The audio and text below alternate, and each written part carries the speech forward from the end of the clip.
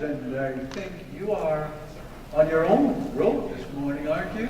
Yes. And I don't mean just the road you used to get here. I mean the big road. The big road that is your journey through life. We're going to talk a little bit about that this morning. Well, my subject is your life as a spiritual adventure. And my theme for the month is living your spiritual adventure. I was thinking how it is that if we went to a movie and it didn't seem to have enough drama in it, we'd find it boring. We'd not want to see it twice. I understand Black Panther is really good. I want to go see it. I haven't seen it yet. But there's something about movies that implies to us a way in which our own lives should take shape. Because no one wants to live a boring life. Yes? Yes. I've never seen anyone get up in the morning and say, I wish I had a boring life. Why is it life has to be so interesting? No, people don't do that. People are always searching for something. And it's because life has within it good things and bad things. And these things can pop up any time, despite our best effort. But for the most part, none of us are really affected profoundly by some of these things that can happen in life. They seem to happen to other people. But when they do happen to us or our families or loved ones, we really come to a place of deep sadness. There are things that will affect us in life. A parent sends her child to school and the child never comes back home because there's a shooting at school. A rider rides out his bike in the morning, says goodbye to his family, and never knows whether he's going to return back home. But he doesn't keep that in the forefront of his mind. And there are all these things that happen to us. Sometimes little things like paying our debts or dealing with a relationship that's breaking up. And this is all part of the nature of the life that we're living. And yet, in spite of what appears to be all these downsides to this thing we call life, life is a very wonderful and special gift. And when we're spiritual, there's a way in which we can connect to a source greater than we are. And despite the comings and goings of life, it becomes meaningful and intensely wonderful. And this is why we come to church. This is why we come here or go to somewhere where we can begin to understand and heighten our understanding of spiritual things. Spiritual things must be spiritually discerned, Jesus said. And so, this morning I want to say that we don't all go around like the heroes that we are. There is a call that is usually associated with a hero. The hero has a call. And we don't hear anything. We go to bed at night and we don't hear any calls. God doesn't come tapping on our shoulders and whispering some message that are similar to what we read in the Bible. But we do have calls. And the calls come in the form of sometimes the pain that we have, the frustrations that we have, the sense of loss that we have. And we recognize that something has got to be better than that. And it sets us on a journey to find that which is transcendent in terms of the experiences that we're having, the issues of everyday life. And the call comes in the form of purpose. And it comes in the form of principle. When we have a purpose, it gives us an idea of where we need to go, to find that better life that is within us. The principle is a guiding system to get us there. And so, when we think about the science of mind, we think about the fact that out of spirit, out of the intelligence of spirit, we begin to formulate the purpose of our lives. Why am I here? And then we can start dealing with all the little nuances of life, the irritants of life, the challenges of life, because we are now connected to something greater than we are. We could simply ignore all that and just live, just survive.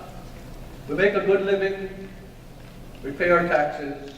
You better remember to pay your taxes. And everything is fine. But is that all you want from your life? Have you given some thought of how it is you've gotten here? And where are you coming from? And where is it that you wish to go now with the rest of your life? These are questions that we must begin to formulate and answer to the extent that we can. And what seems to keep us sometimes from reaching beyond our grasp is fear. Fear. Fear of loss. Sometimes we have been hurt by relationships, so there's a fear to get into any other relationship. Sometimes we have lost somebody dear to us, and it takes us a while to recover from that. But I've watched many of you here, and how it is that you have found your inner strength to stand up and move forward again with your life when you've had some grave disappointment. And this is really the spiritual aspect. This is really the tempering of your soul, the coming into a new understanding of spiritual maturity and what it means for you to deal with any issue of your life. Ralph Waldo Emerson says, when a young fellow steps up to the great bully, which is the world, he takes him boldly by the beard, and to his surprise finds that the beard comes off in his hand, and that it was only tied there to scare the timid adventurers. If you're timid about your life, you're going to be scared about everything.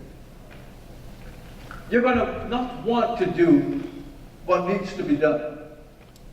Because fear has engulfed you so much that you have not really given yourself a chance to find out who you are. Life is a spiritual journey. And here are some steps that we can use to find out how to move along that journey and mature into the person that we really should be. First, we must engage a bigger dream. Everyone has a bigger dream. We must be learners. We must be a learner. You must be a learner. There must be total commitment to have total achievement. We must accept life's journey as including uncertainties. There cannot be always certainty of outcomes. We must be resilient. In other words, when things come upon us that are not pleasant, that we do not love, that make us uncomfortable, that hurt us, there must be a spiritual resilience in us where we can bounce back from it and come forward again. And finally, we must appreciate the great companions along our journey. This is really important. When we look at the adventure as engaging a bigger dream, I think of Joseph Campbell, who says, the only question in life is whether or not you are going to answer a hearty yes to your adventure. What do you say to what you're facing in your life? Do you say yes or do you say no? If you say no, then your world collapses and you move into a very solitary space.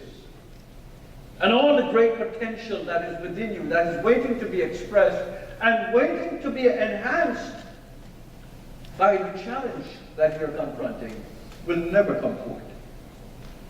And we see this sometimes in how it is that we might get excited about something and then suddenly it peters out because we're thinking more seriously of it and realize that, no, I don't know if I can pay that price. And so we read in the Gospel that as Jesus and his disciples were walking along, a man said to him, I will follow you wherever you go. And Jesus replied, foxes have dens and birds have nests, but the Son of Man has no place to lay his head. Jesus is the personification of the road, of the way, of how it is that once you get on a path, once you get on a particular road, there's really no place to lay your head. You don't know where the road is going to take you. And so you have to be willing to accept that. And when you do not realize that, you get enthusiastic about something only to realize that, this is asking too much of me. In a second situation, Jesus turned to another man and said, follow me. But the man replied, Lord, first let me go and bury my father. Now Jesus said a very strange thing to him. You would think that that's a reasonable response. But instead Jesus said, let the dead bury their own dead, but you go and proclaim the kingdom of God. Now this is really quite strange. But if you think about the people of that era in which Jesus lived, there is a way in which people made excuses that I would want to go home and live with my father until he died. It doesn't necessarily imply that the father had died and he's going to go and bury him. But he's going to go back because it's a good excuse to go back and hang around the safety environment of his consciousness until he feels that he can move forward. And so I want to ask you this morning, how do you allow yourself to bring up an excuse from moving forward with your dream? With what is going to take you along that road of excellence? What is going to take you along your own spiritual road that will unfold into that person that you really are? The final and third example of the refusal of one's call is this.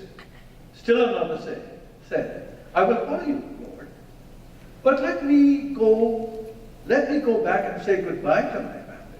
Another reasonable response. But Jesus again is pretty harsh. He says, no one who puts his hand on the plow and looks back is fit for the service of the kingdom of God. The plow is the instrument of power. The plow is an instrument of power. And the plow is the principles that you know right now in your life. The principles that you can use. The principles of faith that moves you into that area of your unknowingness. And yet, you find somehow a way of being steady in it, because you're not there only with your purpose, you're there with your principle. It's the plow. It's the plow of the field. And it looks forward. to what is coming in your life. It doesn't spend its time looking back. It looks forward. And so the call here is, how can you look forward to your adventure, which includes all these things that you may not like, as well as the things you will like.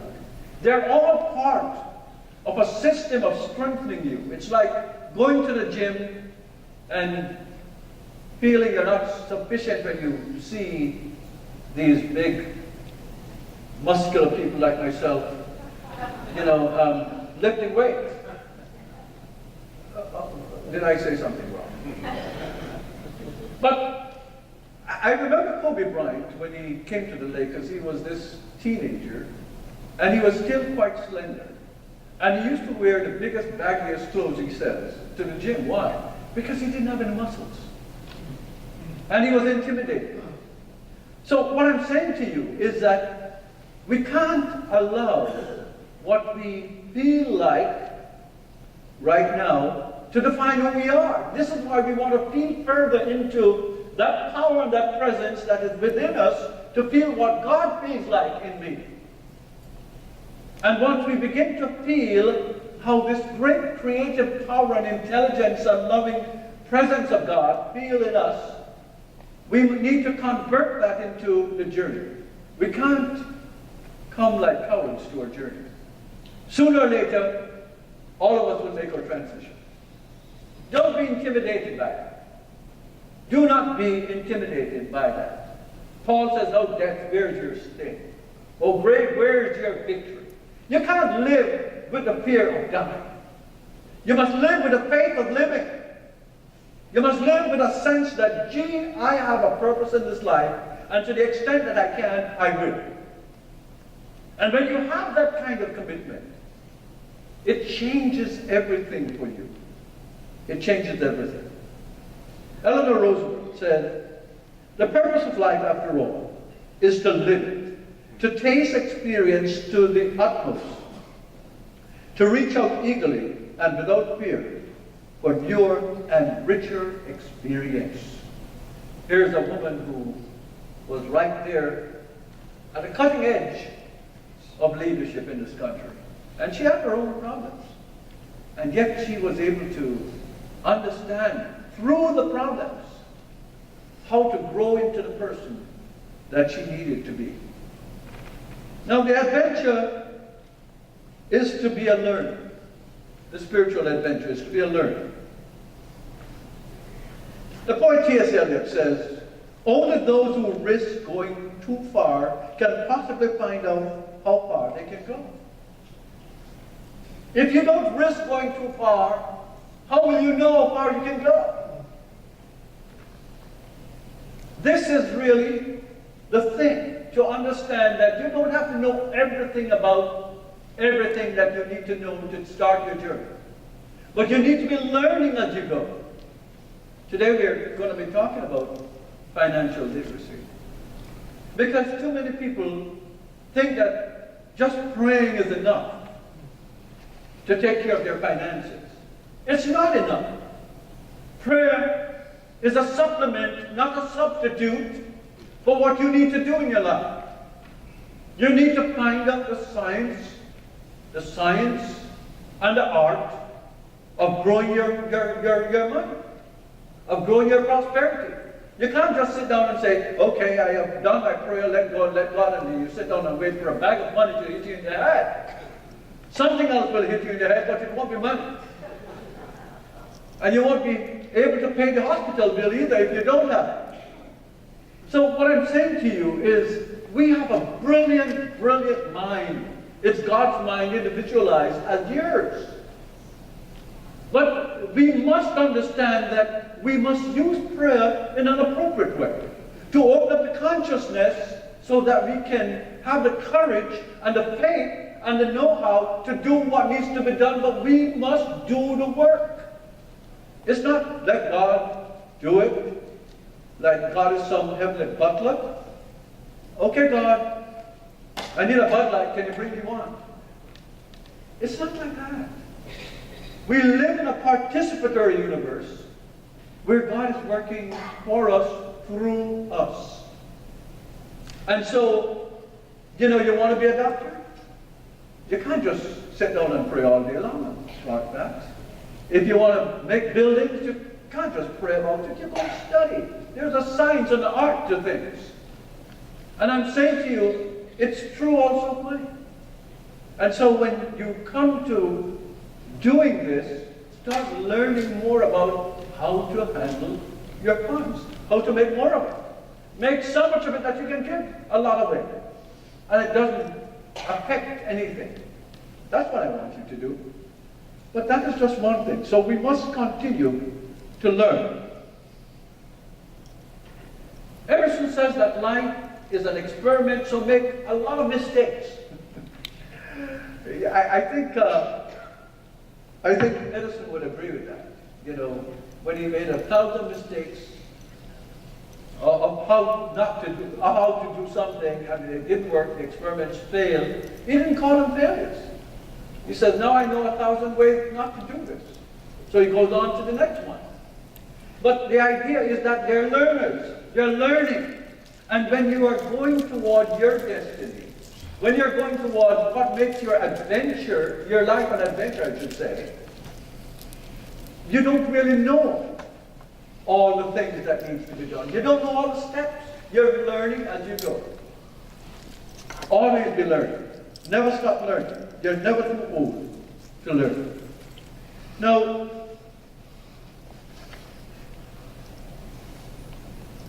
for the people who are satisfied, I think Thomas Edison may treat you a little roughly here. He says, show me a thoroughly satisfied man, and I will show you a failure. You know, that's pretty rough, isn't it? Show me a thoroughly satisfied man, and I'll show you a failure. Well, what he's talking about is there is always more to you than you're doing. And so if you're totally satisfied with where you are and how you are, you may not be challenging yourself to find out that aspect of yourself that can go further, that can go deeper, and that can make a greater contribution and leave a greater legacy. On the matter of achievement, commitment for total achievement, I want to share this about Walt Disney. He said a person should set his goals as early as he can and devote all his energy and talent to getting there. With enough effort, he may achieve it, or he may find something that is even more rewarding. Isn't that interesting? But in the end, no matter what the outcome, he will know that he has been alive. It's not the goal as it is the journey. It is not so much that you achieve a particular thing. It's what gets you going and growing toward the achieving of who you really are. That is the great achievement of life. And in the meantime, you will achieve things that people will acknowledge, and you can acknowledge yourself. But the main thing is, are you growing? Are you achieving the growth internally? And the things that happen in your life are part of the call to say, come along, learn something more, do something more.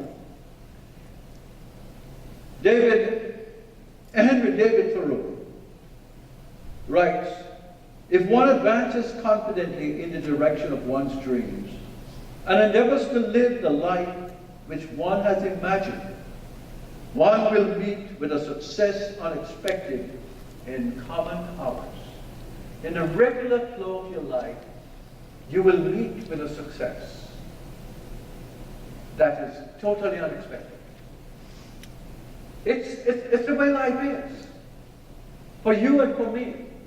It's not that we're going out there to get something. We're going out there because we love something and we have a purpose. And in doing it, we become more of an instrument of good, not only to ourselves and our family, but to all the world. And suddenly, others are benefiting and honoring the fact that they're benefiting from your work. Now the adventure has an uncertain outcome. Every adventure has. If you went to a movie and you're really a movie buff, and somebody tells you how the adventure ends, that would spoil the show for you, yes? At least for most of us. Some of us don't want to go unless we know how it's going to end. But I think for most of us, we don't want you to tell me. I want to find out myself. And of course, by the time you get near the end of the movie, you're regretting somebody didn't tell you because you want to, did he die? You know, did he survive? That kind of thing. But what I'm saying here is that living is risky business. Life is a big risk. So get used to it. It's not anything different that you're doing when you're risking to be more than you are right now. Because just being what you are right now is risky. You can just walk into your shower one day and slip and fall, and that's the end of it. It's a risky business. So why be intimidated by the fact that life has risk? Get excited that it has risk. Because you are the hero of your story. You are the one who will be telling your tale to people coming back of you. And nobody wants a boring tale, whether it's from a movie or it's from your life. I remember when Deborah was up here last week or week before last, when she was talking about that particular person. What's her name? Harriet Tubman? Yes, Harriet Tubman. And when you consider somebody who risked her life to do things for other people, oh my goodness, why do we honor that memory right now? And why does that memory inspire us right now? It inspires us because we're saying that is who I am inside also, and if I don't get it out, I will not be the person I should be.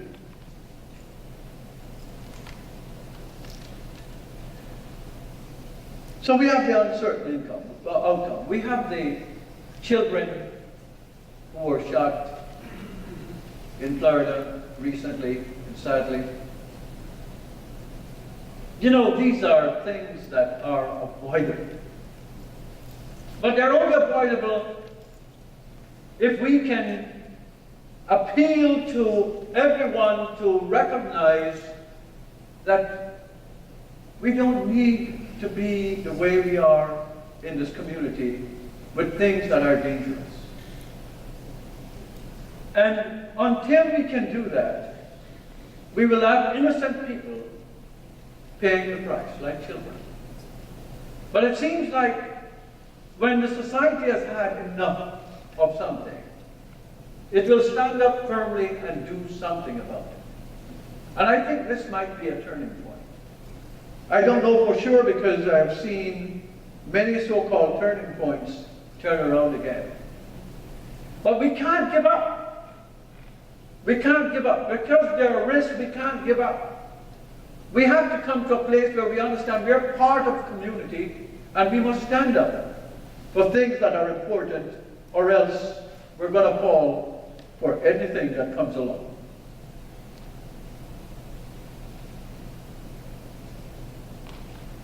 We must live by faith, not by fear.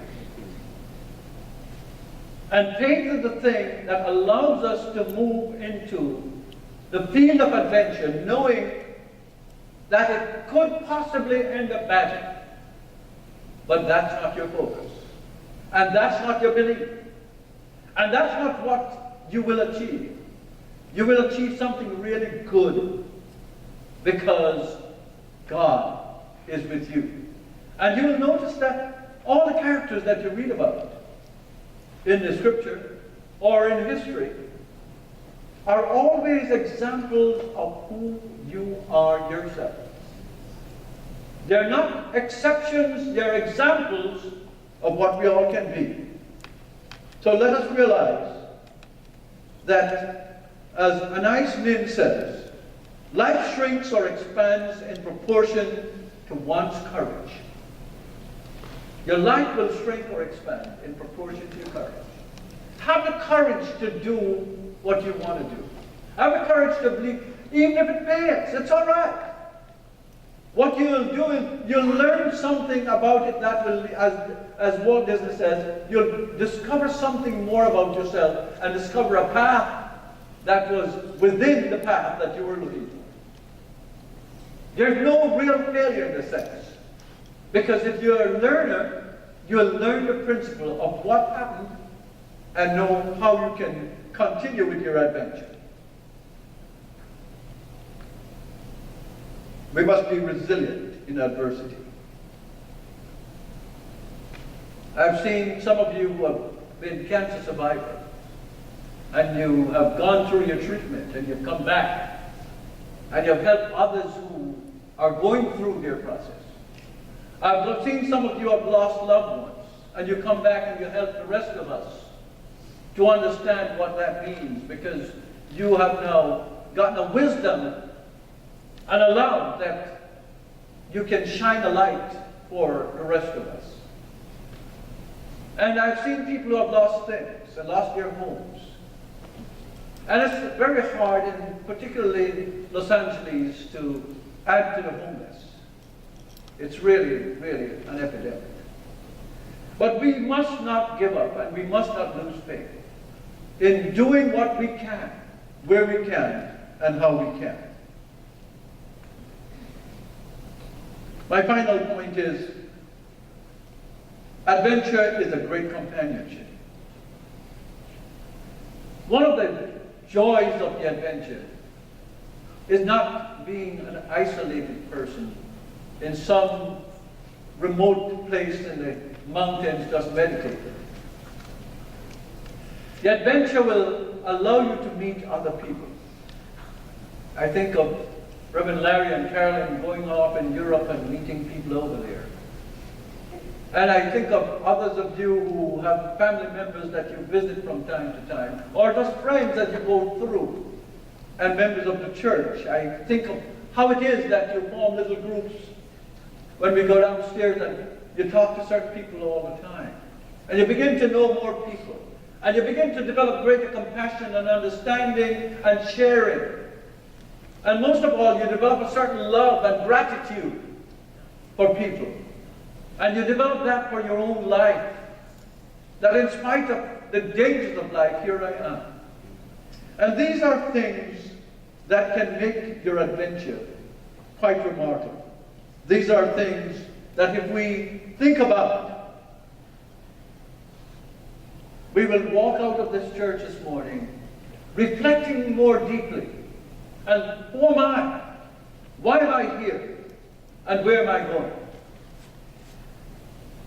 W.M. Lewis says, the tragedy of life is not that it ends too soon, but that we wait so long to begin. God bless you all.